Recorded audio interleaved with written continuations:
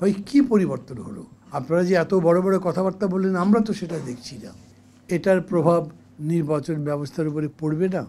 আপনাদের কি হতাশ করে ফেলছি, নিরুৎসাহিত করে ফেলছি? একটু তো হচ্ছে নি, পজিটিভ কথা তো বলিনি। আচ্ছা, আর পজিটিভ বলবো কি? বানিয়ে বলবো নাকি? যা রিয়েলিটি আছে তাই বলবো না? কিন্তু ভাই এই রিয়েলিটির মধ্যে কোনো ফাইন লাইন দেখতে পান? এই এত বড় যে একটা অভ্যুত্থান হয়ে গেল, সেই অভ্যুত্থানের মধ্যে প্রথম দিনই কেউ দেখেননি যে ফাইন লাইনটা কী। কিন্তু আমি আপনাদের বলি, অত বড় ঘটনার পরে বোধহয় 3 দিনও যায়নি, তখন বাংলাদেশের সবচাইতে বড় রাজনৈতিক দল বিশাল সমাবেশ ডেকেছেন। সবাই বলেছেন এখনই আবার এত বড় সমাবেশ ডাকবার দরকার কি? কিন্তু ওরা ডেকেছেন এবং ডেকে বলেছেন 3 মাসের মধ্যে ভোট দিতে হবে।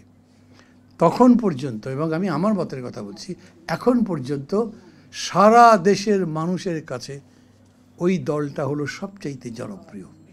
অথচ ওই বক্তৃতা দেবার পরে নীরবে নিঃশব্দে প্রায় সমস্ত মানুষ প্রতিবাদ করেছে। সেই কারণে তাদেরকে আর কয়েকটা দিনের মধ্যেই বলতে হয়েছে না, 6 মাসের মধ্যে করতে হবে। এবং সেটাও একটা অবাক ব্যাপার, 6 মাসও মানুষ অ্যাকসেপ্ট করেনি। অতএব ওই কথাও বদলেছে। তারপরে বলা হয়েছে যৌক্তিক সময় পরে নির্বাচন দিতে হবে। আমি বলছি ফাইন লাইনটা হচ্ছে এই, কেবল পলিটিক্যাল মাসল দিয়ে যেতে যাচ্ছে না। যদি জেতা যেত তাহলে 3 মাস 3 মাসই হতো, 6 মাস 6 মাসই হতো। যৌক্তিক সময় পড়বার পরে মানুষ বলেছে প্যাচ তো একটা রেখেই দেওয়া হলো, যৌক্তিক মানে কি, কতদিন, সেটাও বলতে হবে। তার মানে জনগণ এখন রাজনৈতিক দলকে, নেতৃত্বকে লায়াবল করতে শিখেছে। হয়তো থিওরিটিক্যালি বোঝেনি, কিন্তু তার মনের মধ্যে প্রশ্ন আছে, তার মনের মধ্যে যে আকাঙ্ক্ষা জেগেছে, যেটা সে মনে করে যেটা হওয়া উচিত, সেটা না হতে দেখলে সে পাল্টা প্রশ্ন করতে পারছে। আমি মনে করি আমাদের ওই জায়গাতেই দাঁড়াতে হবে। যারা এরকম করে বলছেন একটা বিশাল পরিবর্তন এখন হয়ে যাবে, মানে সবসময় আশা করা ভালো তো না, আশা ছাড়া কি মানুষ বাঁচে? কিন্তু আশা হতে হলেই মরে যাবেন এরকম নন, কারণ আমাদের আশা তো প্রতিবারই হত হচ্ছে। আমরা স্বাধীনতা যুদ্ধ থেকে শুরু করে এই পর্যন্ত যত বিশাল বিশাল আন্দোলন করেছি, তখন যে আশাগুলো চোখের সামনে ঝুলতে থাকতো, আস্তে আস্তে সেই আশা সব মরে গেছে। আমরা বেঁচে আছি না, জাতি এগুচ্ছে না, চলছি না সামনে, এরকমই ব্যাপারটা।